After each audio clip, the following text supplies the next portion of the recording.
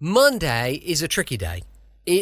I'm always glad to see a Monday gone because we're back to it and, although we've had a good Monday because we have spent the day at Centre Parks. We've been at Centre Parks for the whole weekend, which is brilliant. The boys have had a brilliant time. There's loads of stuff on our social media if you want to check it out and you can see how our weekend went. But William and George both had what they call an in-service day at school today. So they both had a day off. We thought, well, we'll make the most of it. The last weekend of the holidays, we'll spend it in Centre Parks, which is kind of a little woodland thing with log cabins. And it was brilliant. They've got a massive pool with loads of slides and stuff. So that was great fun.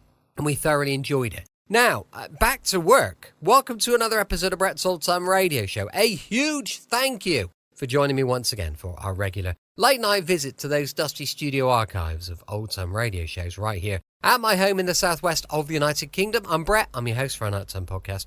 Welcome to another episode. Now, I've got Facebook, Instagram, YouTube, and TikTok. They're all called Brett's Old Time Radio Show. If you could give us a follow, we would flipping love it. Also, our sister podcast called Sunday Night Mystery is there for you to have a listen to. If you get a moment, check it out. They're only short, sort of 10, 15 minutes, so they're easy to listen to, but they're little bite-sized chunks of some true crimes and some unsolved murders that you might be interested in checking out. Now then, with it being a Monday, it's an episode of Suspense. This one's called Finishing School. It was first broadcast on the 30th of December, 1943. Roma Wines presents Suspense.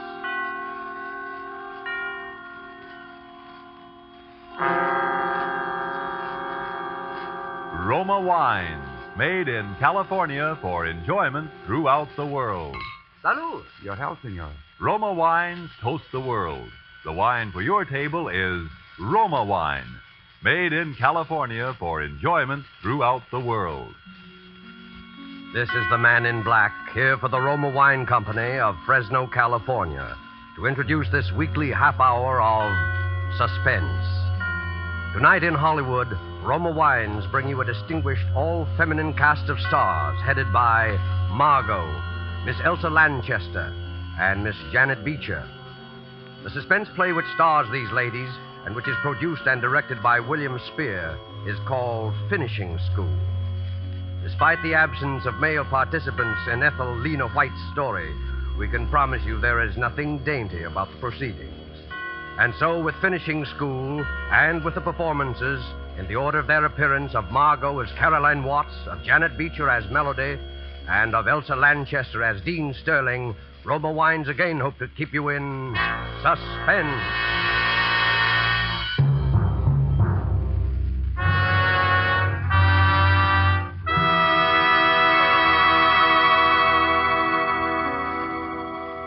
I can see them so vividly now, just as I saw them the very first time. Those high stone ivy-draped walls of Miss Nash's School for Girls. And the first person who greeted me, that amiable soul, Miss Melody. I can see her, too. It was she, in fact, who showed me into my new room and who stood there watching me a moment, smiling. This is your first teaching job, isn't it? How did you know? Well, if you've been around nothing but teachers for 30 years, you'd know, too. Let me guess now. Your subject is either French or... No, it's sport. On the nose. What's your subject, Miss Melody? Mine? Come in. Caroline Watts? Yes? I'm Miss Sterling, the dean. Welcome to the Nash School. Oh, how do you do, Miss Sterling? I've been looking forward to meeting you. Thank you. I wanted you to know about the general faculty meeting in my office at 3 this afternoon. I'll see you then. At 3 o'clock? Oh, Yes. Melody. Yes, Sterling. Miss Nash is a little concerned about the new students. You might just check up on supplies for the 3rd floor. It's already taken care of. Oh, very well. I should answer your question, Miss Watts. You see, my subject is housekeeping. Oh, I didn't know. I just supposed that you were one of the teachers. I was, up until a year ago, when Miss Penelope passed away. Oh, yes, that was Miss Nash's sister. No changes like that are inevitable, I suppose. As inevitable as, well, that ugly rumor. and the fact rumor? About Miss Penelope's death. But I hadn't heard any rumor or anything about her death. Oh, then I'm sorry, Miss Watts. I assumed you were that familiar with the school. What was the rumor, Miss Melody? Oh, it was nothing really, not even worth repeating. But I imagine Wait, Miss Melody. Look, I'll hear about it sooner or later. Well, it was just a silly, stupid tale. But somehow it got around that Miss Nash's sister had been frightened to death.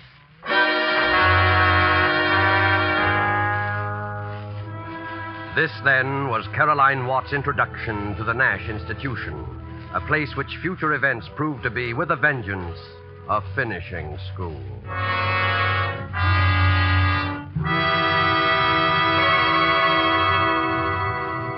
Thus, the prologue for tonight's tale of Suspense. The narrative will be resumed in a moment. But first, let's take a little journey. We'll journey to a capital in Latin America. Here at a gay legation party on a lantern-hung terrace beside a garden pool. Listen. Everything is perfect at your wonderful party, including this exquisite wine. It is a wine that helps to bring back pleasant memories. I, of course, agree. It helps good friends such as us to appreciate good food, too. And this sherry has come far to add enjoyment to our legation party. It is of the famous vineyards of California in the faraway United States. See? It is the celebrated Roma wine. Yes, Roma wines are prized in other countries for the great enjoyment their superb quality affords. They are esteemed as something rare, a luxury. But you in America may enjoy Roma fine wines in all the variety of types as an inexpensive everyday delight. So trifling in cost are these fine Roma wines here in America that you can be a most generous host, offering to each of your guests his or her favorite. A delicious, tangy California sherry, a fine California claret or burgundy, or a heavier, sweeter California port. You'll be delighted to learn from your dealer at what small cost you can get an assortment of several types, permitting you now to boast of your private wine cellar. Ask for Roma, R-O-M-A, America's largest selling wines. Roma wines, made in California for enjoyment throughout the world. And now it is with pleasure that Roma Wines bring back to our soundstage Margot, Elsa Lanchester, and Janet Beecher in Finishing School, a tale well calculated to keep you in suspense.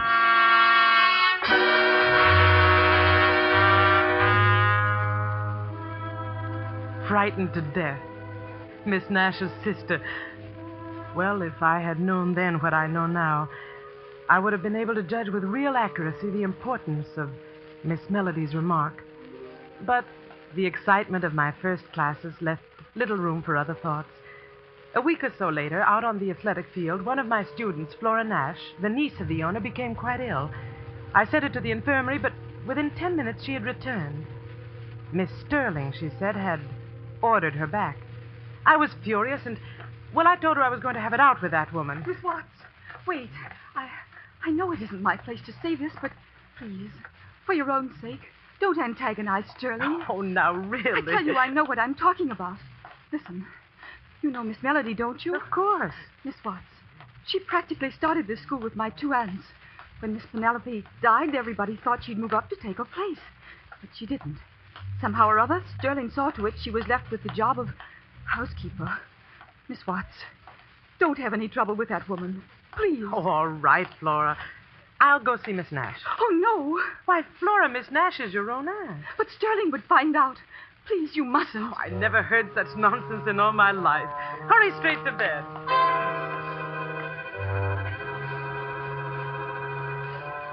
I went to the top floor of my building and entered the small waiting room of Miss Nash's quarters.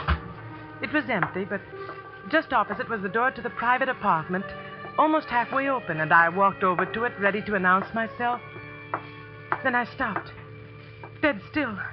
Penelope. For it was then that I heard Are you there, Miss Sterling's Penelope? voice. We're almost in touch.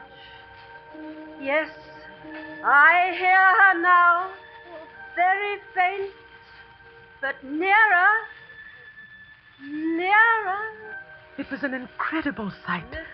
Penelope. Seated at a table wholly unlike the elderly but austere white-haired lady I'd seen before was Miss Nash. Her eyes were closed, and swaying gently, she seemed utterly transfixed as she listened to Dean Sterling's low murmur. We're here, Miss Penelope. We're waiting. Yes. Speak to her, Miss Nash. Speak to her now. Oh, all right. Can you hear us, Penelope? Miss Sterling says you have predicted some tragic accident for another of our loved ones. And then Sterling turned toward me. What are you doing here? I'm sorry. I wanted to speak This with is not Miss the Nash. time or the place for that. What is it? Miss what? Miss Nash, it's about your niece. I'm familiar with this matter about Flora, Miss Nash, and at the moment I don't want you to be disturbed by anything so trivial. Trivial? But I don't see how you can call it trivial, Miss Sterling. Flora was ill today. Why did you send her back to the field? Because she was no more ill than you are. She was simply up to her old trick, playing on the sympathy of a new teacher. Come, we'll talk about this outside. No, Miss Nash, your niece really... Miss Sterling, she'll handle it. Miss Sterling knows best. Yes, Miss Nash.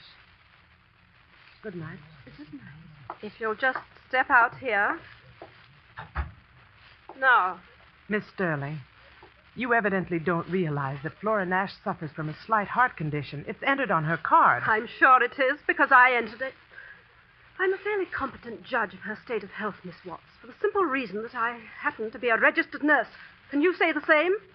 Well, no, After this, please be assured that I don't make a practice of deliberately murdering my students, especially the niece of my employer. I'm very sorry, Miss Sterling. Very well, Miss Watts. That will be all. But it wasn't all. I was bewildered, even alarmed, I suppose, at the recollection of that voice calling out, Miss Penelope. And I went to the one person that I felt must be told. For quite a while, the housekeeper said nothing, then she motioned me to a chair. You might as well know this, Miss Watts. Sterling, you see, has deluded Miss Nash into believing she can actually hear Miss Nash's sister. She then relays messages which are supposed to come from Miss Penelope. But, Melody, I'm afraid I don't understand. My dear, these messages direct Miss Nash to delegate more and more power to Sterling. That's her grip on Miss Nash. That's the instrument she's using to get the whole school away from her. I can't understand. Miss Melody, how could she ever delude Miss Nash that way? The head of a school, an intelligent... Also an old, grief-stricken woman, Miss Watts. More important, she's a woman who's been thoroughly sold on Sterling's clairvoyant power. You see, Sterling's made quite a number of predictions, and always they've come true. They've come true? Because she makes them come true. Miss Watts, there's a reason why I've told you this. I have the feeling that rather soon there'll be another prediction, and somehow, some way, it mustn't be allowed to come true. I want your help. Miss Melody, what could we do? Yes? Sterling. What? I'm perfectly aware that you regard me as a very ominous creature, a sort of Lady Macbeth. No doubt your special charge, Flora Nash, shares the same view. So, bring her along when you come to my cottage tonight. Your cottage? Yes, there'll be some other girls. I'm having a little party. Well, I hadn't... What's the matter? Don't you want to? What? Oh, yes. Yes, of course I do, Miss Sterling. I'd love to come, thank you. Good. And you can come too, Melody. 8 o'clock sharp.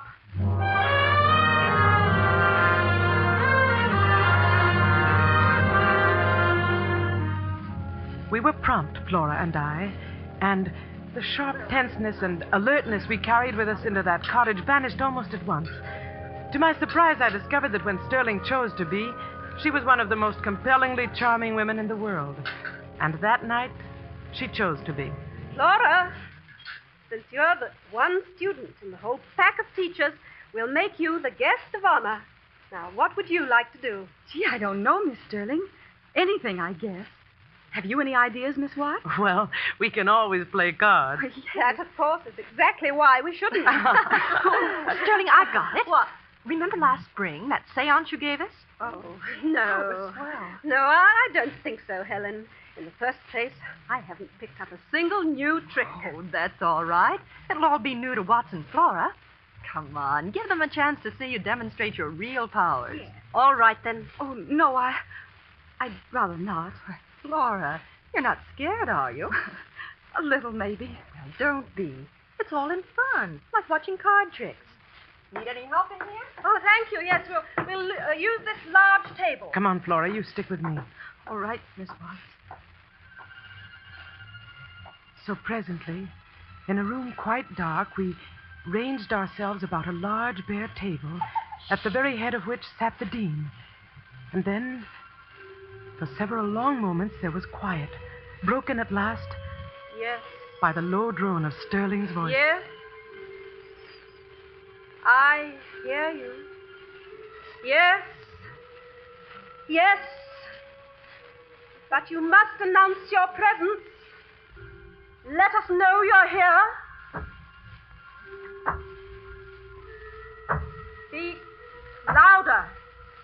Louder. Your name is Coleman. Miss Watts, Coleman Nash. that's my great uncle. And you're trying to warn? To warn?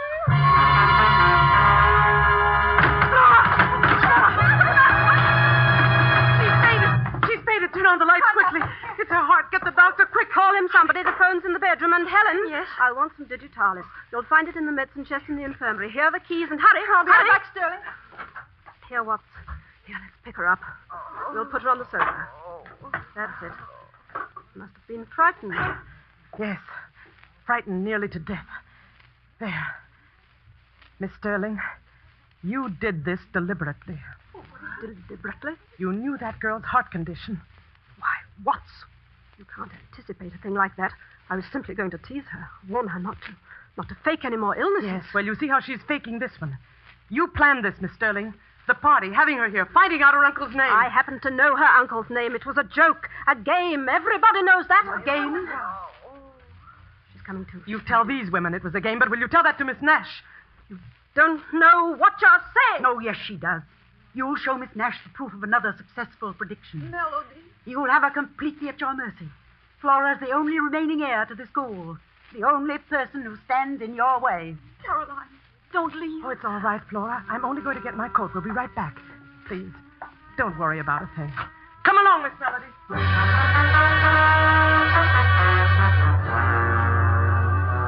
It was 5 minutes later that Melody and I crossed the campus to Sterling's cottage and found it empty. We learned that the doctor had arrived, had prescribed for Flora, and ordered her to the infirmary. Sterling alone was left in charge of the girl. That's where Melody and I found her, directly before Flora's room at the infirmary.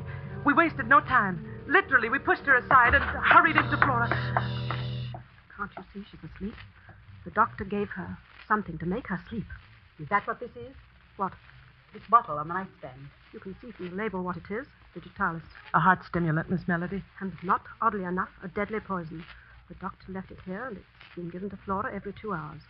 Now, will you please be good enough to leave? Yes, I'll leave, but I shan't go far. I expect to stay very close to this girl until she's safely under someone else's care. You're completely mad, aren't you? That's an odd remark, Sterling, coming from you.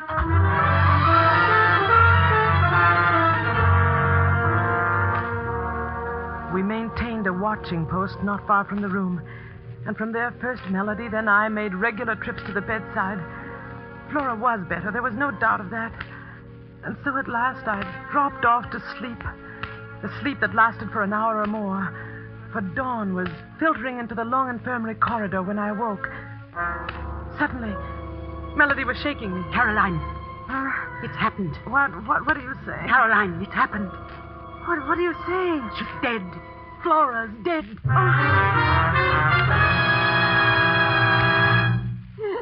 Oh, Sterling, just tell us what happened.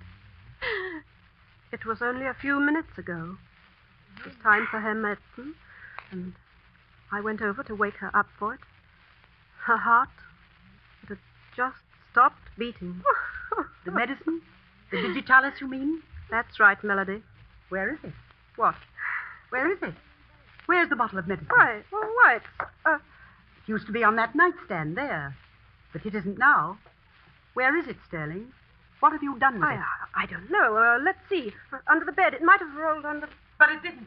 Nor under the chest of drawers either. Perhaps we should look out of the window. Maybe Sterling decided not to give her any medicine at all. Miss Melody, this medicine chest, it's locked. Locked? Yes, do you happen to know where the key is? One of a housekeeper's major duties. See if this will work, Caroline. Being keeper of the keys. It works. Melody! Miss Nash, look! What is it? It's Sterling's bottle of medicine. Unopened. Unopened? And unused. I was right, Sterling. You just sat there and watched her die. That's not true. Helen, you saw me give Flora some medicine early tonight, right after the doctor left. Helen, you remember that, don't you? Well, it looked like a different bottle, Sterling. A different bottle, yes. And I can guess what was in it. A sleeping draught. That's what you gave her, Sterling. You knew that even a slight overdose would stop a weakened heart. All right, Sterling. We found one bottle. The one that would have saved Flora's life. Where's the one that took it? You should know that, Melody. What? You should know where that bottle is, because you took it out of this room just a little while ago when I was calling Miss Nash. You are insane. What's more, you brought it into this room tonight in one of your countless visits. You brought in a bottle of heavy sleeping draught and exchanged it for digitalis. You were hoping I couldn't tell the difference and that I'd give that to Flora instead of the heart stimulant. And that's what I did. You did it all right, but without any help. Sterling, just how, for example, could I produce a bottle of sleeping draught so exactly like the digitalis that you couldn't tell the difference? You had a whole medicine chest to work with. That's how you did it, and that's how I knew you did it. Helen? Yes, Sterling. I know what you're thinking. It just came to me. Go on. When we were at the cottage, when you sent me over here for the bottle of digitalis. That's it. And there wasn't any. There wasn't any in that chest. Of course not. Sterling didn't put it there until tonight. Well, that's not the point, Melody. She couldn't have put it there at all, because she had no way to get into the chest. You see, when Sterling sent me over here, she gave me her keys. Well, I forgot to give them back to her. Here they are. I still have them. In other words, Melody, you were the only one who could have put the digitalis bottle there in the chest. It's very true what you said before. One of a housekeeper's major duties is being keeper of the keys. Miss Melody, that isn't true, is it? Miss Melody, it isn't true. Oh, no, of course it isn't. Don't listen to them, Caroline. No, Caroline, don't listen to us. Listen to Melody. Let her keep drugging you with lies until you see everything she wants you to see and hear everything she wants you to hear. That's what she did to Flora, you know. She flooded that poor girl's imagination with absolute terror. And then she killed her. I didn't kill her. Why should I? Why would I want to? Why? So you could get Flora out of your way. So you could accuse me of killing her and get me out of your way, too. So you could have a clear path to Miss Nash. Well, Melody, your plan backfired. But you're not getting me out of the school. Helen, Watts, go phone the police. I'll never leave. Do you hear that? I'll never leave. Never. Oh, yes, you will, Melody. Yes, you will.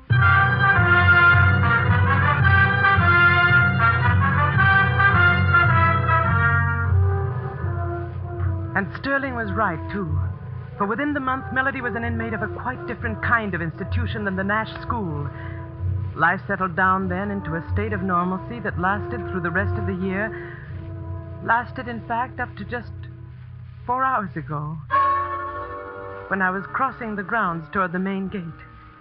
All of the teachers had gone into town, and I was on my way to join them, when I saw it there on the grass. A tiny object, glistening dully in the late afternoon sun. What made me pick it up, I don't know. But when I did, it was as though a rocket exploded in my brain. It was a small empty bottle, and its label bore the slightly faded letters of the word digitalis. Then in the next instant... Find something? Sterling! Yes, I found something, Sterling. This bottle labeled digitalis. You know, I bet anything in the world a good chemist can find traces of a sleeping drug in it. You mean? Then you found it. Melody's bottle. Melody's bottle? My guess is that Melody's bottle, as you put it, never will be found because it never existed except in your mind. What? I picked this bottle up right here, Sterling, right where I'm standing, just 3 feet from the trash bin behind your cottage. That was careless of me, wasn't it? You used this bottle. You used it to get Flora Nash out of your way, to kill her and make good on your warning. You're taking it to the police, I suppose. I want to see if they can find your fingerprints on it, Sterling. Yes, I'm going to take it to the police as fast as I can get there. Certainly, Watts. And the best of luck.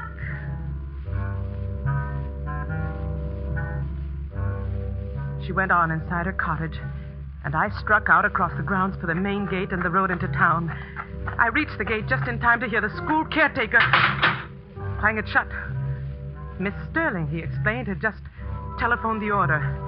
An early closing hour. I remembered the service driveway then, the other passageway through those high stone walls which encompass the grounds, and I found that it, too, was locked. I was a prisoner. And then it was right then that the solution came to me. I should have thought of it before. Miss Nash herself was in those grounds, right on the top floor of my own building. I would take the bottle to her. I would show her the proof. I flew up the stairs, down the corridor, entered her small waiting room, and then stopped. Just beyond me, through the open doorway of the darkened suite, was Sterling and Miss Nash. Another tragedy before this school year ends. That's the warning I hear. A warning? From Flora, did you say? From my niece? From your niece. Oh. She says there will be more tragedy. Oh, no. Before this school year ends. Tragedy. Oh. For one more woman here.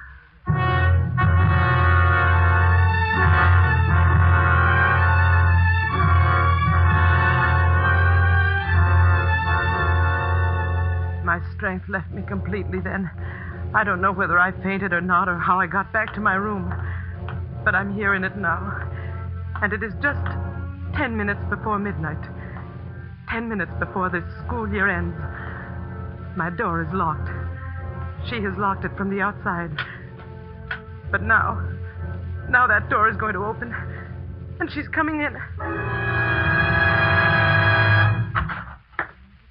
What? What are you going to do with it? This revolver.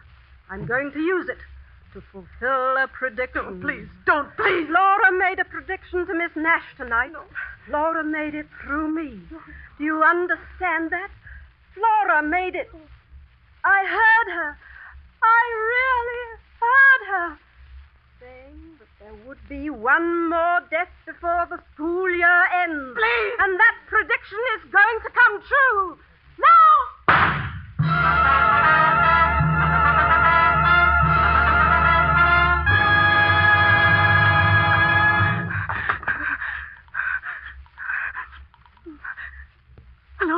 Hello, the police station.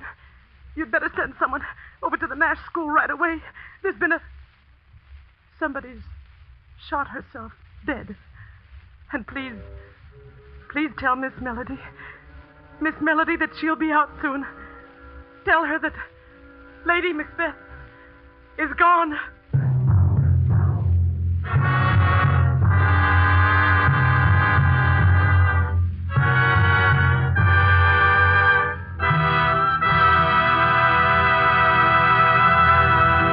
And so closes Finishing School, starring Margot, Elsa Lanchester, and Janet Beecher. Tonight's tale of Suspense. Before we tell you about our star and story for next week, a word about an American anniversary of 173 years this week. Still standing in California is a little winery founded in 1771. Settlers from foreign countries discovered early that California vineyards were among the world's finest. That in the rare combination of climate and soil which produces perfect wine grapes, California surpasses some of the most famous Old World vineyards. Take Roma California Sherry or Port. They are magnificent wines, truly delightful. Yet, like all Roma wines, priced astonishingly low. because you pay no duty, no costly shipping charges. Toast the new year with Roma wines, America's largest selling wines. And let us hope that next New Year's we'll all be together, our sons and daughters, our husbands and fathers, in a world at peace. We help make this more certain with the war bonds and stamps we buy. So for 1944, increase your purchases of United States war bonds. Good luck and health to you one and all from the makers of Roma wines, made in California for enjoyment throughout the world. Next week, Roma Wines take great pleasure in bringing to you, in his first radio appearance of the year, Mr. Alan Ladd. Mr. Ladd will be heard in a swift-moving action drama played against the colorful background of the Midway in an amusement park and called The One-Way Ride to Nowhere. Don't forget then, next Thursday, same time, for Alan Ladd in Suspense. Presented by Roma Wines, R-O-M-A, made in California for enjoyment throughout the world. This is the Columbia Broadcasting System. Welcome back. I hope you enjoyed our latest adventure with Suspense. And don't forget, it's more mystery and adventure tomorrow with Sherlock Holmes and Dr. Watson going live at 5 p.m. UK time. As mentioned earlier, we've got our sister podcast and the book to accompany it, Sunday Night Mystery. It's on Amazon. Go check it out. For now, thanks for listening. I'll be with you 7 days a week, each and every week, and I'll see you tomorrow on Brett's Old Time Radio Show. Love you. Bye.